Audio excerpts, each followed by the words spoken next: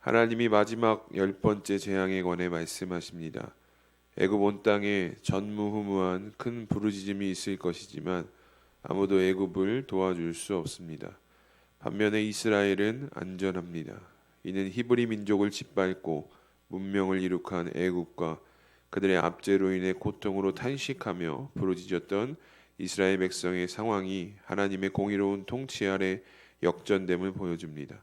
미디안으로 도망가야 했던 처량한 신세의 모세가 이제는 바로의 신하와 애굽 백성의 눈에 아주 위대하게 보였다는 3절 말씀은 마치 전체적인 맥락을 상징하는 것처럼 보입니다. 악의 권세가 우리를 압도하며 영원히 번성할 것처럼 보여도 하나님이 살아 역사하시는 한 악의 권세는 반드시 꺾입니다. 공의의 하나님께 우리의 소망을 둡시다. 아멘. 우리 질문도 함께 읽겠습니다. 오늘 내 삶을 압도하는 악의 권세는 무엇입니까? 아멘. 오늘 우리가 읽었던 출애굽기 11장 1절부터 10절까지 말씀이거든요. 그러니까 10번째 재앙이 이제 시작되어지는 어떻게 보면 굉장히 긴장된 상황의 말씀을 우리가 오늘 함께 읽었습니다.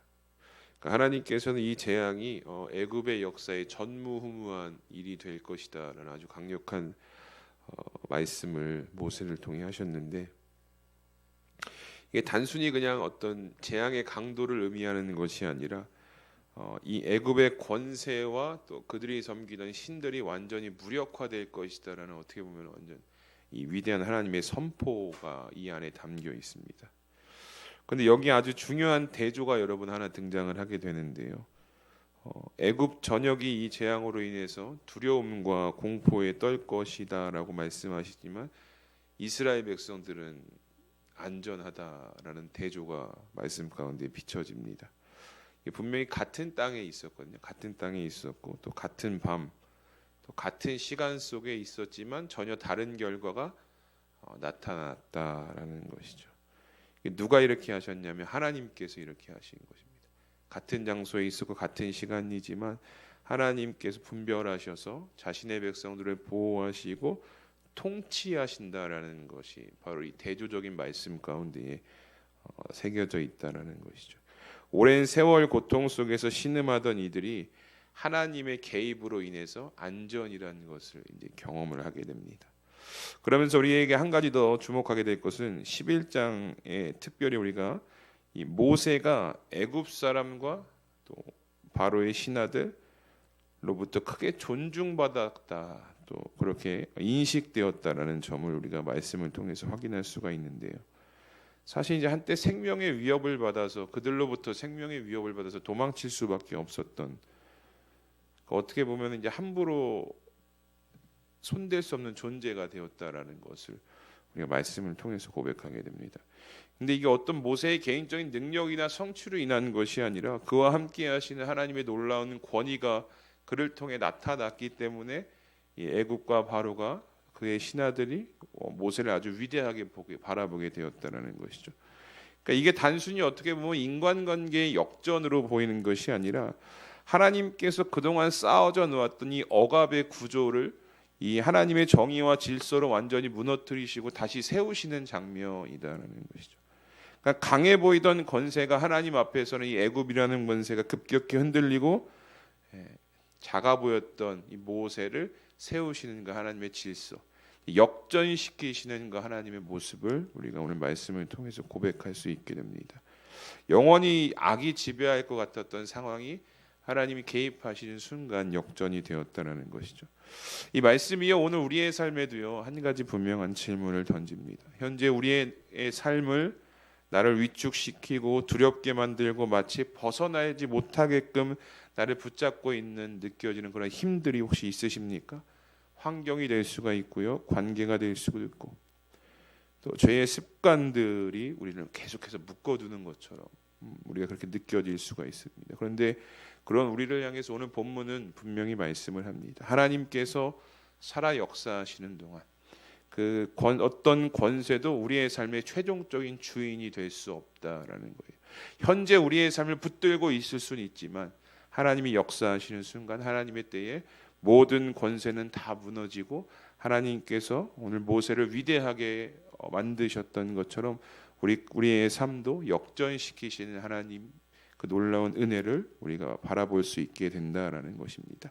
하나님께서는요 여전히 자기의 백성들을 구별하시고 때가 되면 상황을 뒤집으시는 역전시키시는 그 하나님이시다라는 것을 우리가 오늘 말씀을 통해서 또 고백하시고 여러분들의 삶 가운데 그런 기대가 충만히 있으시기를 주님의 이름으로 소망합니다.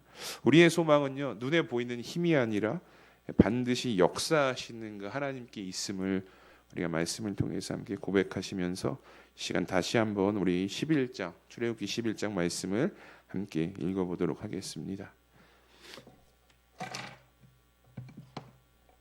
제 11장. 여호와께서 모세에게 이르시기를 내가 이제 한 가지 재앙을 바로와 애굽에 내린 후에야 그가 너희를 여기서 내보내리라. 그가 너희를 내보낼 때에는 여기서 반드시 다 쫓아내리니 백성에게 말하여 사람들에게 각기 이웃들에게 은금 패물을 구하게 하라 하시더니 여호와께서 그 백성으로 애굽 사람의 은혜를 받게 하셨고 또 그 사람 모세는 애굽 땅에 있는 바로의 신하와 백성의 눈에 아주 위대하게 보였더라.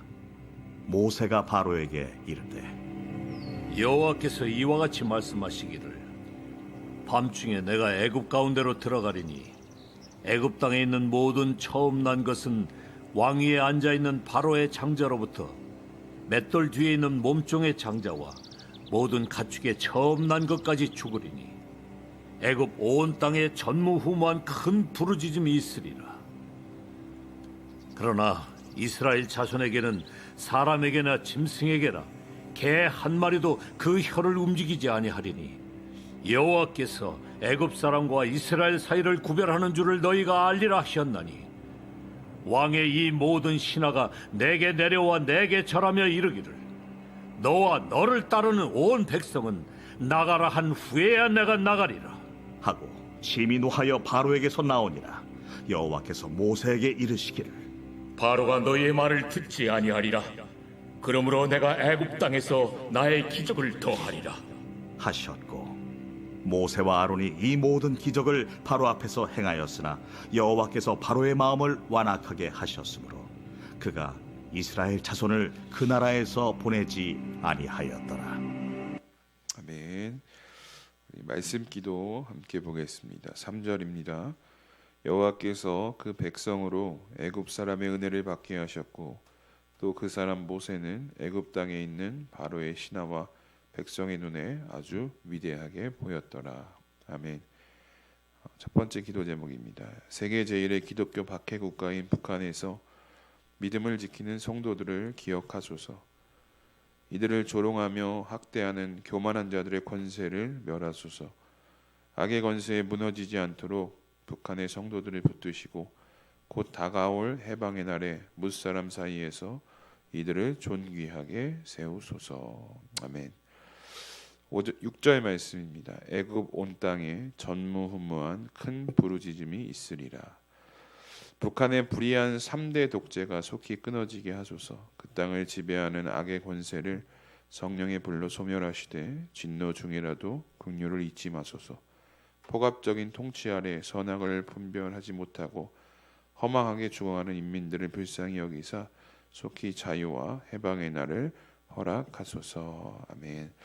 우리 이 두 가지 기도 제목을 가지고 우리 이 시간 함께 기도하셨으면 좋겠습니다. 하나님은 역전시키시는 하나님이시기에 현재 북한의 상황도 하나님께서 역전시키실 줄 믿습니다. 우리 북한의 믿음을 지키는 성도들을 위해서 기도해 주시고요. 또 그들의 불의한 3대 독재가 반드시 끊어질 수 있도록 우리 하나님의 일하심을 기대하며 우리 이 시간 이 두 가지 기도 제목을 가지고 함께 합심해서 기도하며 나아가도록 하겠습니다. 다 함께 기도합니다. 하나님 감사합니다. 오늘도 우리는 새벽 가운데에 불러주시고 또 함께 말씀을 나누며 또 우리를 향한 우리나라를 향한